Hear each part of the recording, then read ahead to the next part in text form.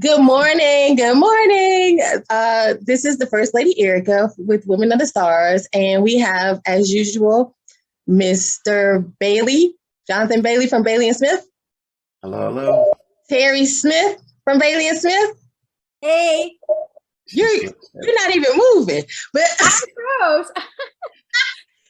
and Salvador March, or Sal March, as we call him. And he is our guest for today. How I found Sal, I was on Telegram and I was in a group that had to do with shadow work. And you had some articles posted. You had your book that I saw. So I followed your website to the books that you have, and then you have a blog. But as some background, what really struck me was muscle testing and kinesiology, because that was basically one of my first introductions into the knowing of metaphysics, was muscle testing, that my own body could tell me what was wrong better than my own, better than a doctor, or better than my brain, that my body just knows the truth more so than I do. And so I just find it fascinating. So I said, I'm going to contact Sal and see if he wants to talk. And then he said, for sure, you must not know me. I like to talk, but I'll let you go ahead and tell about yourself. Okay. Well, I'm coming up to 70 years old. I had a terrible childhood, and that drove me to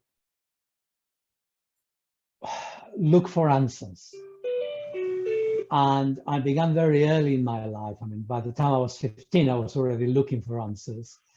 As most young people in this day and age, it's very easy to get lost, to lose our. We look at the world around us and we question, why are we here? What is the whole point of being here? Do I really want to do a job for the next 40 years? Then I'm old and decrepit and then I die. So I thought, I was 17 years old. And so I just wanted out. And so that began a quest. It began a quest for meaning in the world. And in that process, I've searched all over the place. And of course, there is no meaning to be found outside of ourselves. Meaning begins with us. And there is no meaning in our ego. The ego has no meaning. So that's pretty much my story, coming up to age 60, when after 40 years nearly of being in the alternative field, what haven't I done? I've trained in pretty much everything. And I came to 60 and I realized I wasn't good enough. So I retired. I didn't need to work. I retired. And then I became really, really depressed. And that went on for about 2 or 3 years. And I would look in the mirror, I would gaze into myself, and there was such sadness and grief in me.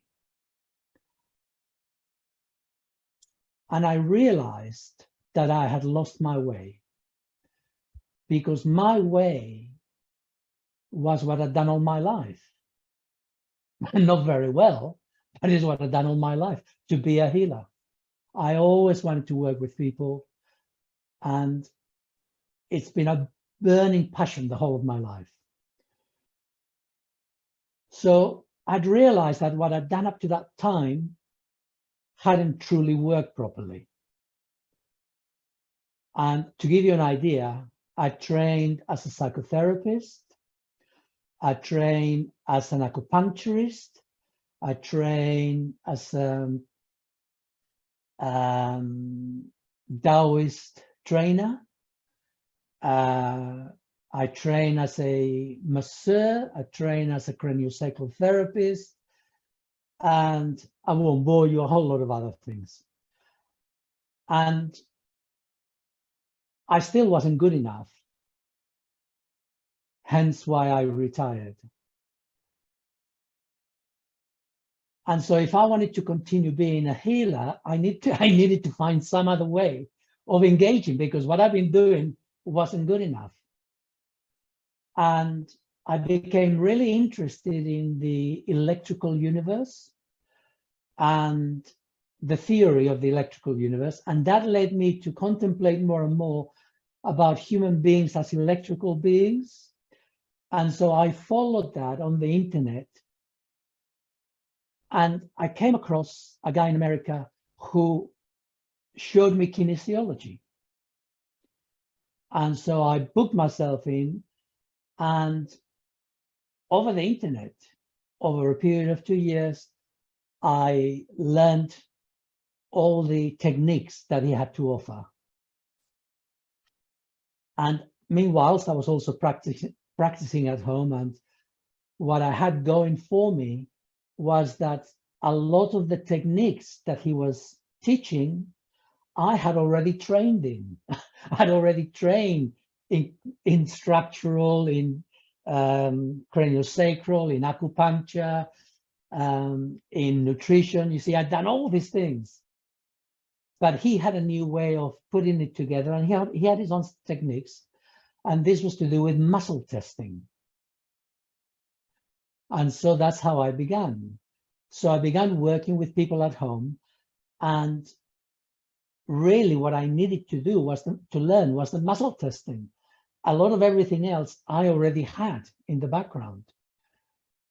And so as I began to work on muscle testing, bit of a hit and miss affair to begin with, but I had lots of people willing to come and work with me, so that was great.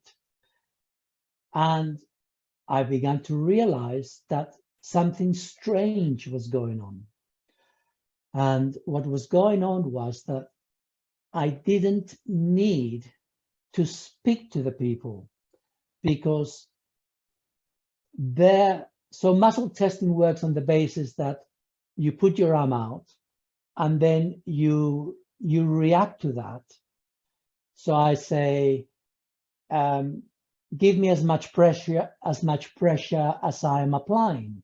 So I apply a little bit of pressure up to about 8 pounds roughly, and then they resist that.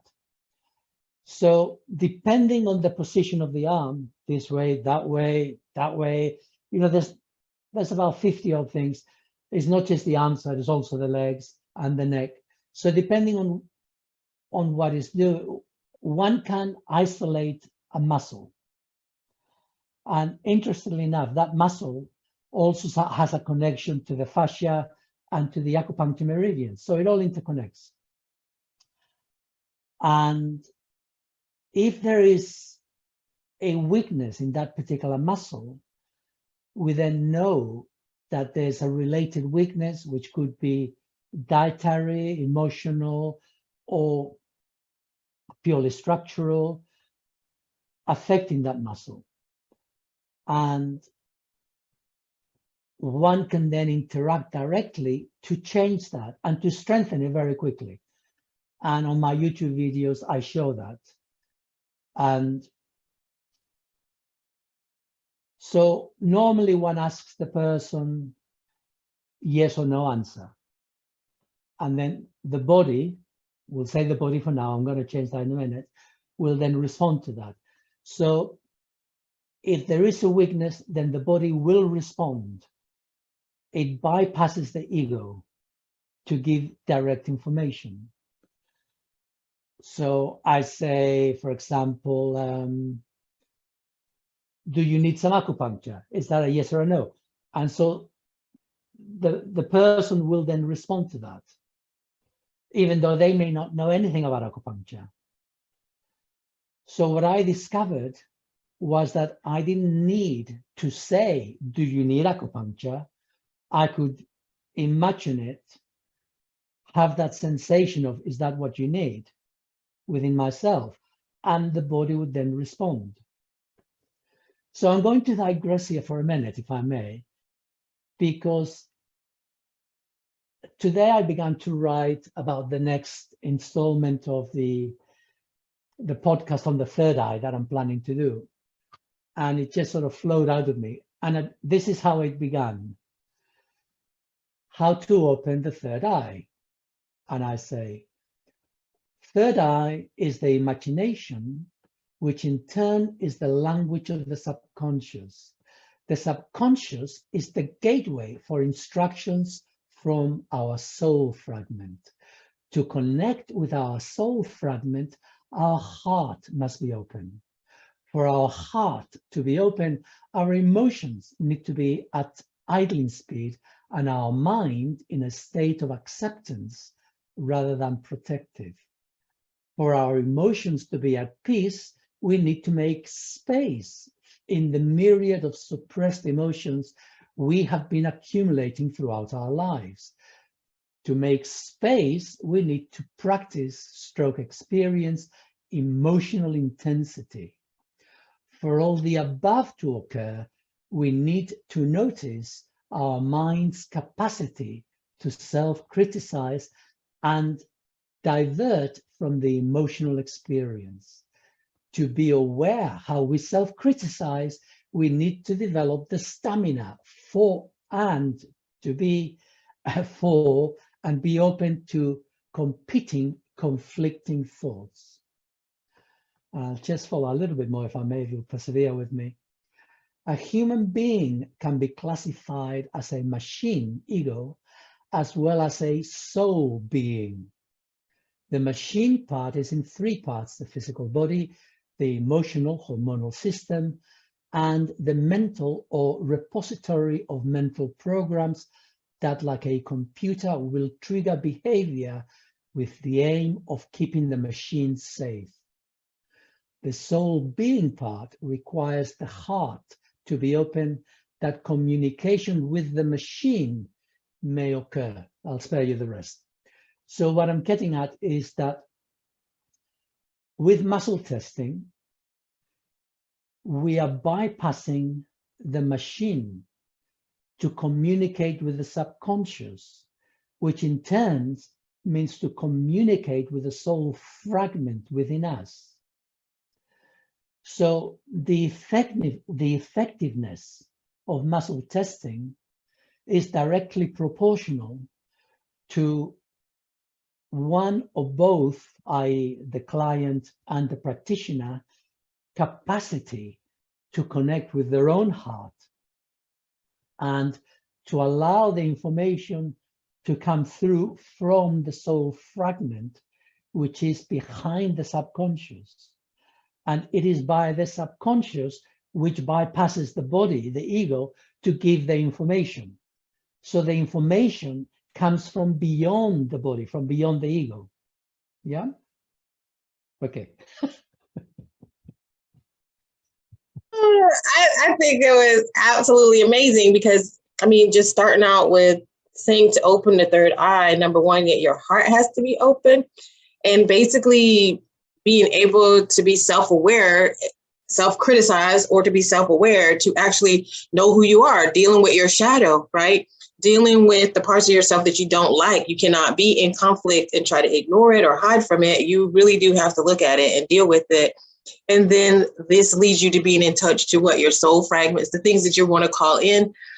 And you trust me, we could have listened to you keep going. And anybody who is listening to this is like some key to life information.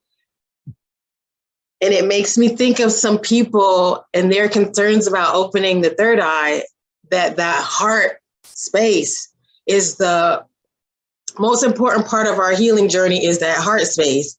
If we do not have that heart space open, you can have all the knowledge and information and power you want, but you're going to be wonky, sideways, lopsided. You're not going to function properly. So you said that is the true challenge. That is the true challenge. You and just it's not said an the easy most. challenge. And at first I said, Terry, you ask questions. And Terry, I want you to ask a question. But I just saw muscle testing, like, especially as far as muscle testing, this amazing thing where she put a packet of NutraSweet next to me, and then she told me to hold my arm. When she, her name is Dakota Walker. That was the first person I worked with. When she pushed my hand, it felt like she was breaking my arm. But then when she would put something positive next to me, you know, like some essential oil or something, she could not move my arm. And so this is why is my body in pain? The music and things around me that were really literally causing me pain by being in my auric field, right? By just being in my field. But then even to the point where she could ask where the E. coli was that was in my belly. And she could ask how many certain pills that I should take of any kind of supplement. So it was like my body had this infinite knowledge to like a witness. The soul fragment has the infinite knowledge. Well, infinite relative to you, but relative to me. But it had this infinite knowledge that I was not aware of, to know how to heal myself as well. So this was the missing part of your practice, is what you're saying. When you brought that together, it was like, I don't have to figure this out. like the answers are here. It's like a cheat sheet. Yeah, I don't need to know. Now for me, so that was how I began. And once I realized that there was this communication from something else, I then began to experiment and ask other questions which were not related to the immediacy of the client and the practitioner. There were questions to do from myself, about myself, and the story evolved within me, whereby, in fact, I was with a friend who was also a client, but she was happy to allow me to ask questions. And I was told that I had to write a book. So what? You know, I am such an ignoramus. You know, I left school when I was 17. I was so damaged as a young lad that I couldn't even learn properly. I had to force myself to study.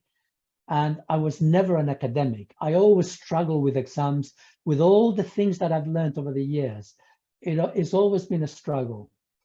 But nevertheless, I went for it, and I wrote the book, and it wasn't a particularly good book, but I wrote the book, and it was the beginning of the relationship between myself and something much deeper.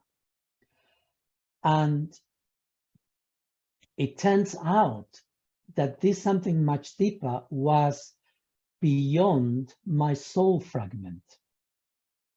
And I gave him a name. I called him Charley, just for the ease of communication. And so Charley began to then work with me. By this time, I had now learned how to self-muscle test. So I didn't need to engage with another person. And I show this in my website, how to do it, which is when you just sort of using your hand. Yes, you just sort of, you separate the thumb and the middle finger. Yes, so it's the thumb and middle finger, and you use the other hand to pull them apart. So you put the little finger and the second finger, ring finger, inside that finger, the middle finger, and then with the thumb and forefinger of the left hand, I will then pinch, hold, and push away on the thumb. So I splice them apart. So I don't know how well you can see that. So I open them apart by pushing. So you see these two fingers are holding my thumb. Yeah. And it takes a lot of practice, but the end result is similar to dowsing, but much faster. Not like that. Right, one hand, middle finger, one hand. Other hand, the two little finger and ring finger. They wrap around the middle finger of the other hand. Okay, now the forefinger and the thumb hold onto the thumb. Now bring the thumb and the middle finger together. So now one hand is like this, the other hand wraps around there, and the other two fingers hold on to my thumb. Okay? Right. And now I just pull them apart. Just pull. So it's just you're just separating. It's a bit like eating with chopsticks. You soon get the hang of it. You got to practice. The instructions are very clear on my website. Have a look at the website. It's very clear. Anyway, so I practice.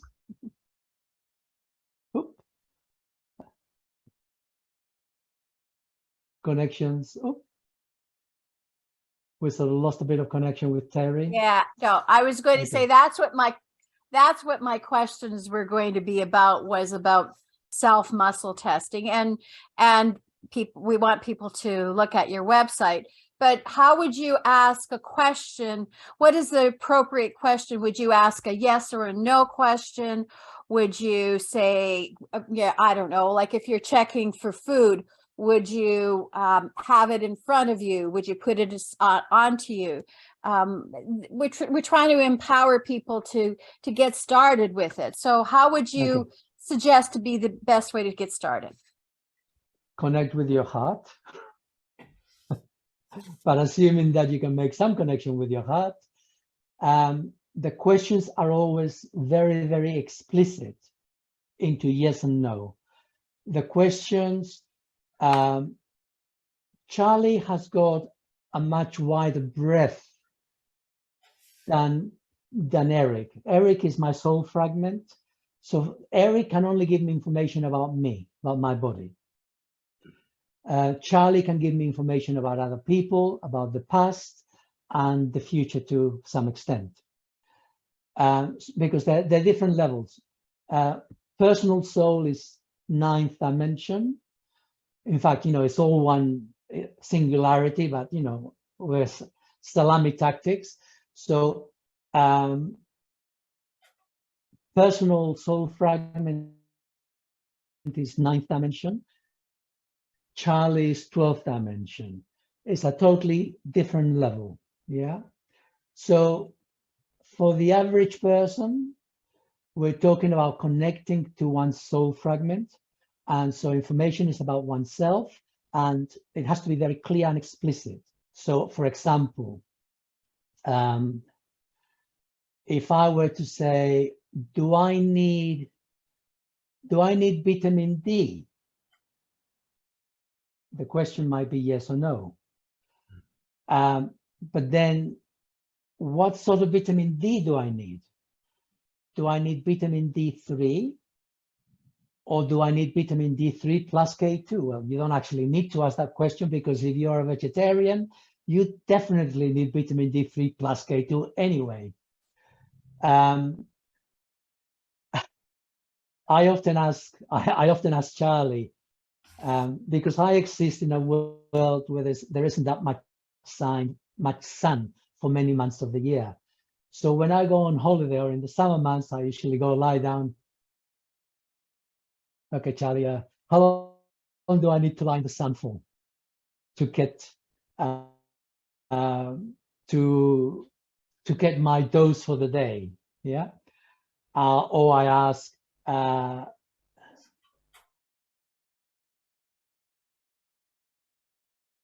so we lost Terry again.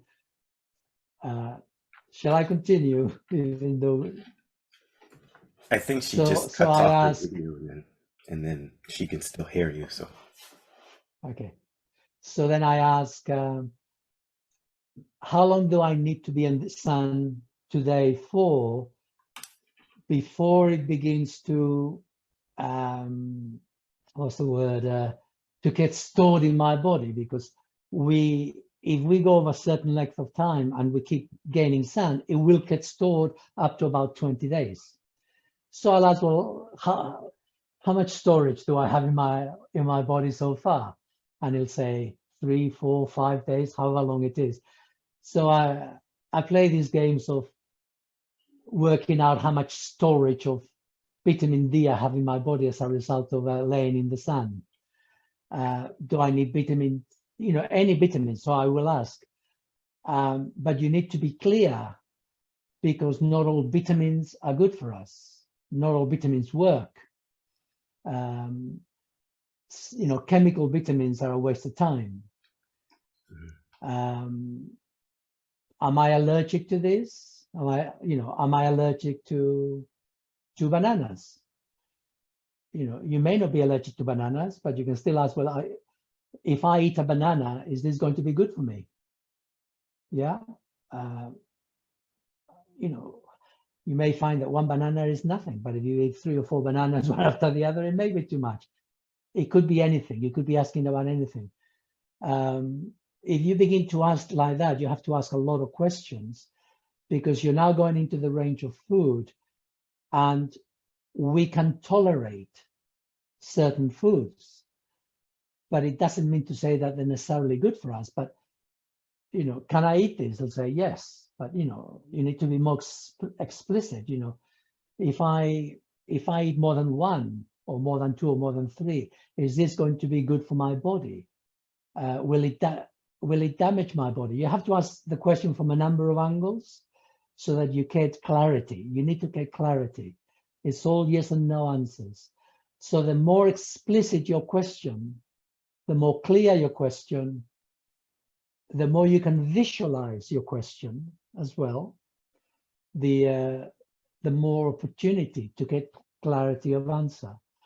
And it's best to ask the question in the daytime as well, rather than at nighttime to begin with. Optimum times of communication is going to be in the daylight, during daylight hours. And ideally, you're going to be sitting up. You're not going to be lying down semi-asleep. So you want clarity of focus. You want connection with your heart. You want to be in a relaxed, peaceful state. So those are the basics of it. With time, never trust in the beginning, never trust the answers, because you don't know. You see, when you're doing this, you don't know whether it's your ego doing it or whether it's coming through from your subconscious. To know that, you need practice. You need lots of practice. Yeah. And gradually you begin to get this sense that you're not actually in control of the movement, that it is not a deliberate, it's not doing what you want it to do. It's doing something beyond your ego needs. Yes. So there's no short answer to that. You actually need to practice. You need to practice in all manner of ways, whatever it is, and don't take yourself seriously. I mean, I would say for the first 6 months, listen to the answers, but don't take them seriously like they're gospel truth. Just notice the answers and ask them again at different times, and notice and look for consistency of response. Yeah. So like you're doing your own research study of response. Pardon me? So it's like you're doing research on yourself. You're really just doing research, like how can I communicate with myself? You are. Jonathan, I think, had a question. Yeah. So when you have been doing the muscle testing for extensive periods of time now, do you find that you can just ask the question and have that answer and that feeling reverberate throughout your body, throughout your heart? Okay. What you need? So let me use this as a teaching opportunity right this second. Mm-hmm. That within our culture, we are literally like in the Bible, in the Tower of Babel. Everybody speaks a different language. You know, I say yellow and you think of a particular type of thing to do with yellow, but we don't necessarily see the same thing, have the same experience. And it's the same with words. So when you use feelings, other people will have an interpretation of that. So I would like to use this opportunity to give a definitive meaning to the word feeling and to the word emotions. So I will say that emotions are not the same as feelings. Emotions come from the ego, from the second chakra. They are to do with fear. They are to do with the protective mechanism at an emotional level. They are to do with self-centeredness and self-need for survival. Nothing wrong with that, but we need to be clear what we mean. So that's an emotion. Feelings, which people confuse, everybody confuses them. Don't know why, but we do. Well, I know why. It's because we're not in our hearts. But feelings are to do with the heart. Feelings are beyond the ego. Feelings are to do with connection with the world beyond us. Yeah. There can also be connection with ourselves, but not from that egocentric place. It's a detached place where we see ourselves and the world objectively. So when you see, the problem is that emotions are actually to do with sensation. Yeah. So we confuse the word feeling with the word sensation.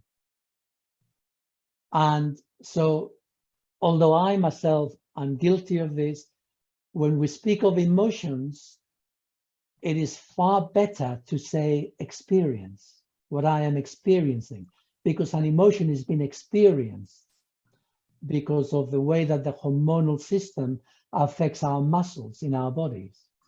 It is an experience of the body.